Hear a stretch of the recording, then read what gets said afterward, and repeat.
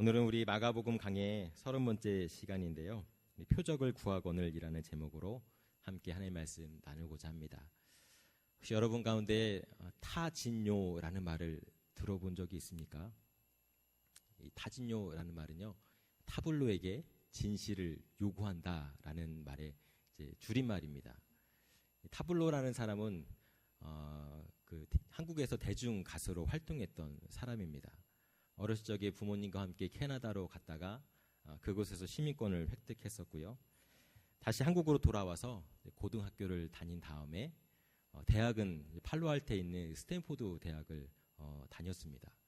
그래서 그곳에서 영문학을 공하며 학사와 석사, 언더와 이제 마스터를 무려 3년 반 만에 다 마친 그런 뛰어난 사람이었습니다.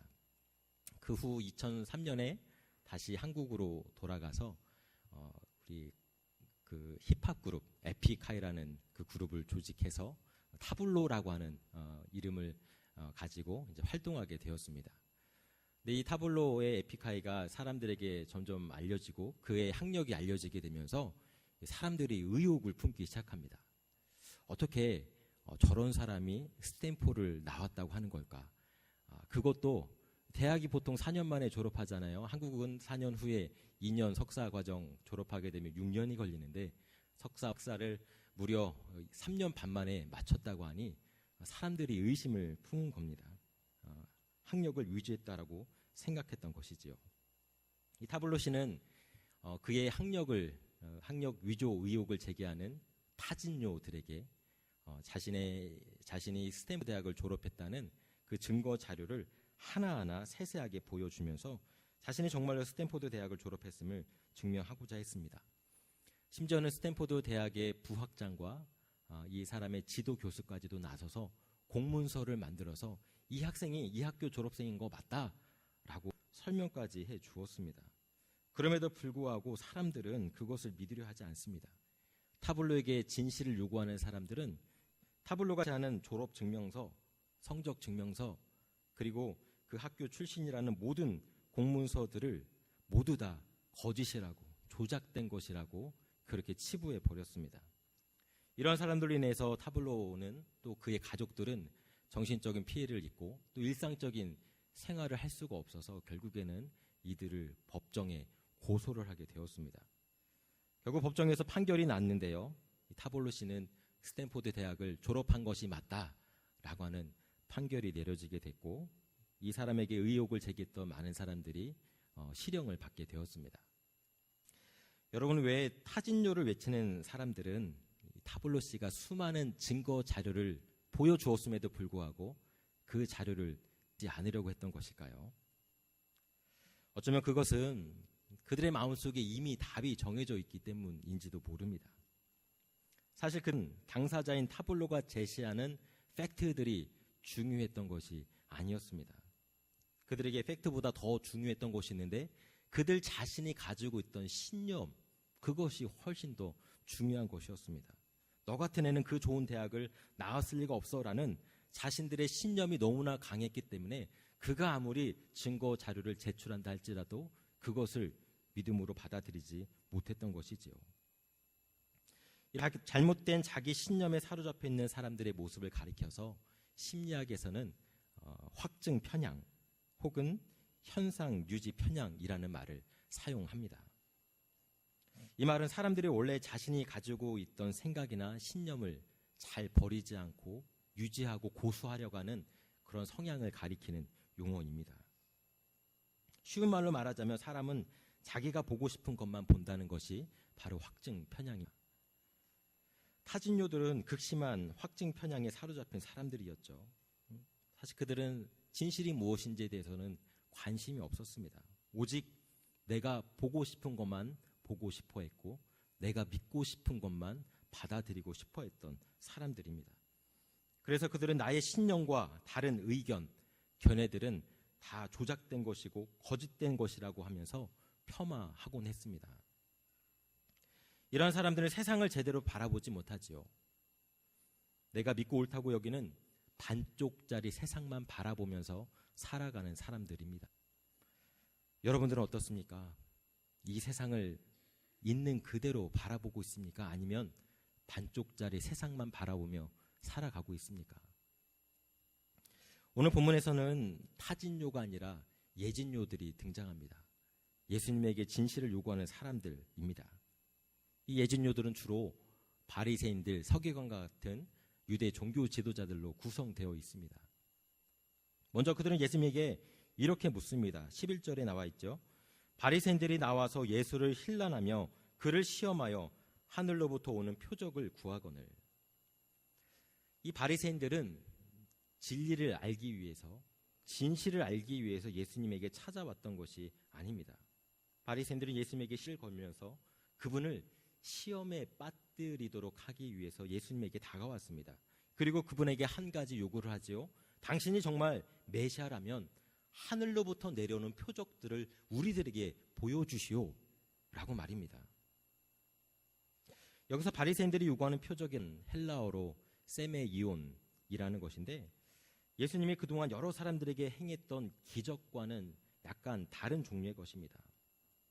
이것은 예수님이 메시아, 하나님의 아들, 그리스도라는 것을 증명할 만한 하늘로부터 내려오는 어떤 특별한 사인, 그런 것을 의미하는 말이었습니다. 사실 구약 성경을 보면은 하나님의 위대한 종들은 하나님으로부터 어떤 특별한 표적, 사인들을 받곤 했었습니다. 이스라엘의 위대한 종이었던 지도자였던 모세는 하나님에 의해서 이스라엘 민족 지도자로 택함을 받게 되지요. 그는 형 아론과 함께 이집트의 왕이었던 바로 왕에게 찾아가서 이스라엘 사람들을 가나안 땅으로 데려가게 해달라고 요청을 합니다. 그러자 바로 왕이 모세와 아론에게 이야기하죠. 너희들이 하나님이 보낸 사람이라는 것을 어떻게 내가 알 수 있느냐? 그 표적을 보여달라 요청을 합니다. 그러자 모세와 아론은 하나님으로부터 받은 지팡이를 바로 왕 앞에 던지게 되죠. 그러자 그 지팡이가 뱀으로 변하는 그런 기적이 일어났습니다. 또한 이스라엘의 위대한 선지자 엘리야는 그가 하나님의 종이라는 것을 수많은 이방 선지자들, 이방 제사장들에게 보여주기 위해서 하늘로부터 하나님이 제단 가운데 보내주시는 그 불을 보여주기도 했습니다. 그것을 통해서 그가 진정 하나님의 선지자임을 드러내었던 것이죠. 이처럼 구약 성경에서는 종종 누군가가 하나님의 종이라고 하는 것을 보여주기 위해서 특별한 하나님의 표적, 사인이 나타나곤 했었습니다. 그렇기 때문에 오늘 바리새인들이 예수님에게 당신이 메시아라고 한다면, 당신이 하나님의 아들이라고 한다면 그것을 증명할 만한 사인을 우리에게 보여주시오 라고 말하는 것 자체가 문제가 되는 것은 아닙니다. 그 사람이 하나님의 종인지 아닌지 분별하기 위해서 충분히 이러한 요청은 할 수가 있습니다. 그런데 문제는 이 바리새인들은 표적을 보여달라고 하는 의도가 잘못되어 있었다는 사실입니다. 그들은 처음부터 예수를 메시아라고 믿으려고 하는 마음 자체가 없었습니다. 그들은 이미 예수가 누구인지에 대한 정답을 그들 스스로 가지고 있었던 것이죠. 이미 예수는 메시아가 아니라는 확증평을 가지고 있던 사람들입니다. 물론 이들이 이런 입장을 가진 데는 몇 가지 이유가 있었습니다. 먼저 예수님은 나사렛이라고 하는 빈민들이 모여 살고 있는 그런 마을 출신이었습니다. 그리고 목수의 아들에 불과했습니다. 그분은 정식으로 율법 교육을 받은 도 없는, 소위 말해서 근본이 없는 그런 사람이었습니다. 무엇보다도 예수는 바리새인들이 가장 소중한 것으로 여기는 율법, 그 율법의 권위를 무시하는 듯 보이는 행동을 꾸준히 해왔습니다. 물론 바리새인들은 그동안 예수님이 행해왔던 수많은 기적들을 눈으로 직접 보기도 했고 여러 사람들을 통해서 귀로 듣기도 했었습니다. 하지만 바리새인들은 예수님의 그 수많은 기적들이 하나님의 표적이라고 생각하지 않았습니다. 마가복음 3장 22절에 이렇게 기록되어 있는데요. 예루살렘에서 내려온 서기관들은 저가 바알세불을 지폈다 하며 또 귀신의 왕을 힘입어 귀신을 쫓아낸다 하니, 지금 예수가 하는 모든 기적은 단지 사탄의 도움을 힘입어서 행하는 거짓된 마술이라고 여겼던 것입니다. 예수님의 기적의 의미와 가치를 평가절하고 있습니다. 이처럼 바리새인들은 이미 답을 정해놓았습니다. 예수는 메시아가 아니다. 예수는 그리스도가 아니다. 예수는 하나님의 아들이 아니다. 라는 단말입니다. 그렇기 때문에 바리새인들이 하늘에서 내려오는 표적을 보여달라고 요구하는 것은 그들이 예수님이 진짜인지 아닌지 알아보기 위함이 아니었습니다. 오히려 그들은 예수가 가짜라는 것을 확실하게 못 받기 위해서 그러한 표적을 보여달라고 요청했던 것에 불과합니다. 이러한 사람들에게는 아무리 엄청난 증거, 아무리 엄청난 기적을 보여주더라도 믿지 않을 것이 뻔합니다. 사실 예수님의 제자들 중에도 예수님을 의심하는 사람이 있었습니다. 바로 도마였지요.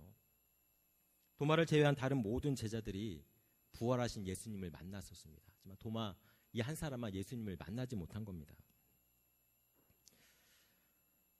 도마는 자신이 직접 예수님을 두 눈으로 똑똑히 보고 또 두 손으로 만지기 전까지는 예수님의 부활을 믿을 수가 없다고 이야기하곤 했습니다.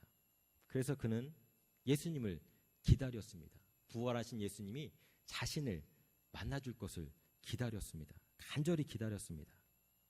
드디어 부활하신 예수님이 제자들이 모여있는 장소에 다시 한번 나타나시게 되었죠. 그곳에 있던 도마에게 예수님이 말씀하십니다. 요한복음 20장 27절 말씀인데요. 도마에게 이르시되 내 손가락을 이리 내밀어 내 손을 보고 내 손을 내밀어 내 옆구리를 넣어보라. 그리하여 믿음 없는 자가 되지 말고 믿는 자가 되라. 도마는 드디어 표적을 보았습니다. 그리고는 고백합니다. 도마가 대답하여 이르되 나의 주님이시여 나의 하나님이시니다. 바리새인과 도마는 회의주의자라는 점에서는 똑같았습니다. 그들은 자신들이 눈으로 보고 만져보기 전까지는 어느 것도 믿지 않으려 합니다. 하지만 이 둘 사이에는 분명한 차이가 있습니다. 그것은 마음이 열려 있느냐 닫혀 있느냐 하는 것이죠. 바리새인들은 마음이 닫혀 있던 회의주의자들이었습니다. 그들은 이미 예수가 어떤 사람인지 답을 정해 놓았습니다. 그들은 예수가 메시아일지도 모른다라는 가정조차 하지 않고 있습니다. 다만 예수를 시험하기 위해서 그를 위기에 빠뜨리기 위해서 이러한 요청을 하고 있을 뿐입니다. 하지만 도마는 마음이 열려있는 회의주의자였습니다. 그는 부활은 불가능하다라고 답을 정해 놓지는 않았습니다. 어떻게 죽은 사람이 다시 살아날 수 있는지 그것을 보지도 못했고 이해하지도 못하지만 그는 마음을 열어놓았습니다. 정말 주님이 부활하셔서 다른 제자들을 만나주셨다면 그 부활하신 주님이 나 또한 만나주실 것이라는 믿음을 가지고 기다렸습니다. 마침내 부활하신 주님은 도마를 만나주셨고 도마는 그 주님을 향해서 믿음의 고백을 할 수 있었던 것이지요. 마음이 열렸지 않는 사람들에게 기적을 보여주는 것은 아무 의미가 없는 행위입니다. 결국 이전에 수많은 기적들을 일으키셨던 예수님은 이 바리새인들에게만큼은 전혀 기적, 표적을 보여주지 않으셨습니다. 다만 이들을 안타깝게 여기는 마음을 가지고 있었을 뿐이셨습니다. 12절에 이렇게 기록되어 있지요. 예수께서 마음속으로 깊이 탄식하시며 이르시되 어찌하여 이 세대가 표적을 구하느냐? 내가 진실로 너에게 이르노니 이 세대에게 표적을 주지 아니하리라. 예수님은 바리새인들의 모습을 보고 깊이 탄식하셨다고 합니다. 예수님의 탄식은 우리가 이미 살펴보았던 7장에서의 예수님의 탄식과 오버랩이 되지요. 7장에서 예수님은 귀먹고 말이 어눌한 사람, 청각장애와 언어장애를 가지고 있는 그 사람의 안타까운 상황을 보면서 깊이 탄식하셨습니다. 그 사람의 상황이 너무나도 불쌍하고 안타까웠기 때문입니다. 그런데 오늘 바리새인들을 보면서 예수님은 다시 한번 깊이 탄식하고 있습니다. 바리새인들도 장애인이었던 것이지요. 하나님의 말씀을 듣지 못하고 보지 못하는 그런 영적인 장애인 말입니다. 혹시 여러분 가운데도 예수님께 표적을 구하는 사람이 있습니까? 정말 예수님이 내 눈앞에 짠 하고 나타나서 아들아, 딸아, 나는 정말 살아있단다. 더 이상 나를 의심하지 말고 나만 믿고 나를 따라라 하고 나타나신다면 정말 흔들림 없이 예수님을 평생 믿고 그분만 바라보면서 살겠노라고 생각하는 사람이 있는지 모르겠습니다. 하지만 예수님은 그 표적과 기적이 중요한 것이 아니라고 말씀하고 있습니다. 아무리 놀라운 기적과 표적을 보여준다 할지라도 여전히 내 마음 문이 닫혀 있다면 그 표적과 그 기적은 아무 의미 없는 것이 되고 만다는 이야기입니다. 예수님이 지금 우리에게 성경이라는 말씀을 주셨지요. 이 성경이 하나님의 말씀, 하나님이 우리에게 전해주시는 놀라운 기적과 표적이 담겨있는 말씀이라는 것을 믿고 받아들일 수 없다면 우리 눈앞에 그 어떤 기적이 일어날다 할지라도 어떤 표적이 나타난다 할지라도 우리는 그것을 믿지 못하게 된다는 것입니다. 예수님은 누가복음 16장에 거지 나사로와 부자의 비유를 전해주고 있습니다. 나사로는 어느 부자 문 앞에서 살아가는 홈리스입니다. 시간이 지나서 나사로도 죽고 그 부잣집 주인도 죽어서 둘 다 사후세계로 가게 되었습니다. 그런데 거지 나사로는 천국에서 믿음의 조상인 아브라함의 품 안에 안겨서 그곳에서 안식을 취하고 있었던 반면에 부자는 지옥에 가 있는 겁니다. 이 부자가 아브라함에게 부탁을 합니다. 여기가 너무나 지내기가 힘들고 너무나 뜨거워서 목이 마르니 물 한 방울만이라도 먹게 해달라고 말입니다. 누가복음 16장 25절에 이렇게 기록되어 있습니다. 아브라함이 이르되 예, 너는 살았을 때 좋은 것을 받았고 나사로는 고난을 받았으니 이것을 기억하라. 이제 그는 여기서 위로를 받고 너는 괴로움을 받느니라. 그러면서 이 천국과 지옥 사이의 간격이 너무나도 멀어서 물방울 하나조차 내가 너에게 건네줄 수 없다라고 이야기를 하지요. 그러자 부자는 아브라함에게 또 다른 부탁을 합니다. 그렇다면 나에게 형제 5이 있는데 저 거지 나사로를 다시 살려주셔서 이 세상으로 다시 보내주십시오. 그래서 이 거지 나사로가 다시 살아난 것을 보면서 내 형제들이 진짜 하나님이 살아계시는구나, 진짜 지옥과 천국이 있구나 하는 것을 믿게 해주십시오. 그래서 나와 같은 꼴을 당하지 않도록 도와주십시오 라고 부탁을 하지요. 아브라함이 이런 대답을 합니다. 이르되 모세와 선지자들에게 듣지 아니하면 비록 죽은 자 가운데서 살아나는 자가 있을지라도 권함을 받지 아니하리라. 모세는 율법의 말씀을, 선지자는 예언서의 말씀을 뜻합니다. 모세와 선지자는 결국 하나님의 말씀, 성경을 의미하는 바다. 이미 하나님의 말씀이 우리에게 주어져 있는데 그 하나님의 말씀을 듣지 못하고 받아들이지 못하는 사람이라고 한다면 아무리 죽었던 자가 살아나는 기적을 보여준다 할지라도 그 기적이 그들에게 의미 없는 기적이 되고 만다는 것입니다. 마음이 열려있지 않다면 어떤 일이 일어난다 할지라도 그것이 하나님의 역사가 될 수가 없다는 것이지요. 유교의 경은 사서 3경 중 하나인 대학을 보면 이런 말이 있습니다. 읽으시는 분 계세요? 신부재현, 시이 불견, 청이 불문, 식이 부지 기미. 신부재현, 마음에 있지 아니하면 눈 보려 하여도 보이지 아니하고 귀로 들으려 하여도 들리지 아니하고 입으로 먹어도 맛보지 못한다는 말입니다. 우리의 마음이 닫혀 있다면, 진리를 향해서 우리의 마음을 열지 않으면 보아도 보지 못하고 또 듣지 못하고 맛보아도 맛을 깨닫지 못한다는 이야기입니다. 진리를 향한, 예수 그리스도를 향한 우리 마음을 활짝 열 수 있어야 됩니다. 우리의 마음을 활짝 열고 그분을 받아들일 때 우리는 비로소 새로운 은혜의 세계로 진입할 수 있다는 사실입니다. 그래서 요한계시록도 우리에게 이렇게 말씀하고 있지요. 볼지어다 내가 문 밖에 서서 두드리노니 누구든지 내 음성을 듣고 문을 열면 내가 그에게로 들어가 그 더불어 먹고 그는 나로 더불어 먹으리라. 예수님은 우리의 마음의 문을 계속해서 두드리고 있습니다. 우리의 마음속에 들어오시기 위해서 계속해서 두드려주고 있습니다. 그래서 예수님이 우리에게 수많은 표적들을 보여주시고 수많은 하나님의 말씀을 들려주시면서 지속적으로 우리와 관계를 맺고자 그렇게 마음의 문을 두드리고 있습니다.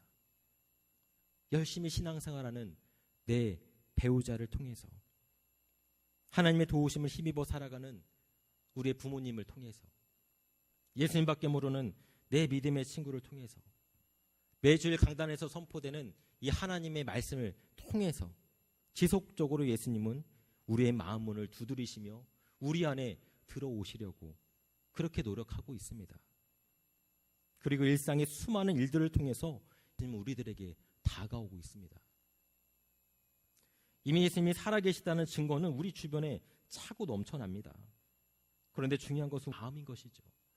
예수님이 수많은 증거를, 예수님이 수많은 표적을 보여준다 할지라도 내가 마음의 문을 꼭꼭 잠가두고 있다면 그분은 우리의 마음속에 결코 들어올 수가 없습니다. 하나님은 우리에게 강제로 믿음을 주입시켜 주시는 분이 결코 아닙니다. 하나님은 철저히 우리의 자유로운 의지를 존중하십니다. 그분은 우리가 스스로 마음의 문을 활짝 열 때까지 무한정 기다리시는 분이십니다. 그렇기 때문에 믿음이 생기지 않는 것은 그 문제가 외적인 요인에 있는 것이 아닙니다. 자꾸만 하나님의 존재에 대해서 의심이 생기는 것은 하나님이 나에게 표적, 사인을 보여주지 않았기 때문이 아니라는 것입니다. 중요한 것은 우리의 마음에 있습니다. 내가 아직 마음을 꼭꼭 걸어 잠그고 그분을 자꾸만 밀어내고 있기 때문에 그렇습니다. 예수 그리스도가 내 삶의 주인이 되려고 하는 것을 내가 계속해서 가로막기 때문에, 그렇기 때문에 우리가 참된 믿음의 자리에 설 수 없다는 것이죠. 사도 바울 다음에 기독교를 전 세계로 확장시키는데 큰 역할을 했던 성 어거스틴이라는 사람이 있습니다. 그는 독실한 어머니 모니카의 간절한 기도에도 불구하고 젊은 시절 기독교를 멀리했어요. 오히려 어머니의 기도와는 반대로 마니교라고 하는 종교에 빠져들어서 그곳에서 엄청나게 왕성하게 활동을 했습니다. 하지만 오랫동안 그곳에서 활동하다 보니 마니교라고 하는 이 종교가 가지고 있던 종교적인 오류와 모순들, 그리고 진리에서 벗어나 있는 잘못된 모습들이 눈에 들어오게 됐고, 그래서 그곳을 떠나게 되었습니다. 그렇게 한동안 영적인 방황이 이어지게 되다가 로마에서 일자리를 얻게 되면서 로마로 이주하게 됩니다. 어머니 모니카는 로마에 정착한 아들을 데리고 당대 가장 유명한 설교자였던 암브로시우스에게 데리고 갑니다. 암브로시우스의 설교는 어거스틴의 마음속에 큰 감동을 주었습니다. 하지만 그렇다 할지라도 설교 몇 편이 어거스틴을 즉시로 변화시켜 주지는 못했습니다. 어거스틴에게는 그 설교보다 세상이 주는 즐거움이 너무나도 컸기 때문에 그 모든 쾌락을 다 포기하고 기독교인이 되고 싶지는 않았던 겁니다. 그는 기독교 신앙을 최대한 좀 더 멀리하고 세상적인 쾌락을 조금 더 즐기는 삶을 살고 싶었습니다. 그런 어느 날 그가 정원에서 오후에 휴식을 즐기고 있는데 담장 밖에서 아이들의 노랫말이 들려옵니다. 그 아이들의 노래 가사는 톨레레게라는 소리였습니다. 라틴어 톨레레게는 집어들어서 읽어라 라는 의미를 갖고 있습니다. 어거스틴은 호기심이 발동해서 무심코 근처에 있는 책 아무거나 하나 집어들어서 읽어보았습니다. 그 책은 성경이었고 그가 펼친 말씀은 로마서 13장 13절이었습니다. 그곳에 이렇게 기록되어 있습니다. 낮에와 같이 단정히 행하고 방탕하거나 술 취하지 말며 음란하거나 호색하지 말며 다투거나 시기하지 말고. 어거스틴은 이 말씀을 읽고서 즉시 그것이 자신에게 주시는 하나님의 음성, 하나님의 말씀이라 여겼습니다. 왜냐하면 지금의 그 상태를 너무나도 분명하게 보여주고 있는 말씀이었기 때문입니다. 즉시 그는 꼭꼭 닫혀있던 그의 마음을 활짝 열었습니다. 마음의 빗장을 열고 예수 그리스도를 영접하였습니다. 그리고 얼마 후 그가 좋아했던 설교자 암브로시우스에게 세례를 받게 됩니다. 이후 그는 성직자가 되어서 주님의 복음을 위해서 평생도록 독신으로 살면서 그렇게 살아가게 되었습니다. 그가 쓴 유명한 책이 있지요. 고백록 1에 이런 말이 있습니다. 우리 마음이 하나님 안에서 참 안식을 찾기 전에 평안을 누릴 수 없다라고 말입니다. 여러분의 마음은 어떻습니까? 그 마음이 열려 있습니까? 닫혀 있습니까? 우리의 마음이 열려 있다면 하나님의 말씀은 우리를 변화시킬 수 있습니다. 굳이 하늘에서 내려오는 표적과 기적을 보지 않고 경험하지 않더라도 하나님의 말씀만으로 우리는 하나님의 사람으로 새로워지고 변화되어 갈 수 있다는 말씀입니다. 말씀을 마치고자 합니다. 우리 가운데 하나님의 표적, 하나님의 기적을 구하고 있는 분이 있습니까? 예수님이 나의 기도에 응답해 주신다면, 내가 가지고 있는 간절한 소원을 들어주신다면, 지금 예수님이 내 앞에 나타나 주신다면 나는 그분을 더 잘 섬길 수 있을 텐데 라는 생각을 하면서 신앙생활하는 분이 있습니까? 예수님은 우리에게 말씀하고 있습니다. 이미 내가 너에게 보여줄 수 있는 표적은 다 보여주었다고 말입니다. 표적을 보여줬음에도 불구하고 그것이 표적임을 깨닫지 못하는 것은 우리의 마음 문이 닫혀 있기 때문이라고 말씀하고 있습니다. 마치 확증 편향에 사로잡혀서 오직 내가 보고 싶은 것만 보려고 하는 우리들의 잘못된 태도 때문에 그 표적인지 깨닫지 못할 뿐이라는 것이지요. 히브리서 11장 6절은 우리에게 이렇게 말씀하고 있습니다. 믿음이 없이는 기쁘시게 못하나니 하나님께 나아가는 자는 반드시 그가 계신 것과 또한 그가 자기를 찾는 자들에게 상 주시는 이심을 믿어야 할지. 우리가 구할 것은 표적이 아닙니다. 더 놀라운, 우리를 깜짝 놀래킬 만한 기적이 아닙니다. 진정 우리가 구해야 될 것은 믿음이요, 우리의 마음이 열리는 것입니다. 하나님을 향해서 닫혔던 우리의 마음 문을 활짝 열고 믿음이 우리 가운데로 심겨질 때 내가 그토록 보고 싶어 했던 표적, 기적, 하나님의 음성들이 보여지고 들려지게 될 것입니다. 사랑하는 성도 여러분, 우리의 마음 문을 주님을 향하여서 활짝 열어 제끼시길 바랍니다. 그래서 주님께서 베풀어 주시는 놀라운 은혜의 세계 속으로 들어가 그 은혜를 충만히 누릴 수 있는 저와 여러분 되시기를 간절히 축원합니다. 함께 기도하겠습니다. 주신 말씀 기억하면서 다 함께 하나님께 조용히 다짐의 기도를 드리겠습니다.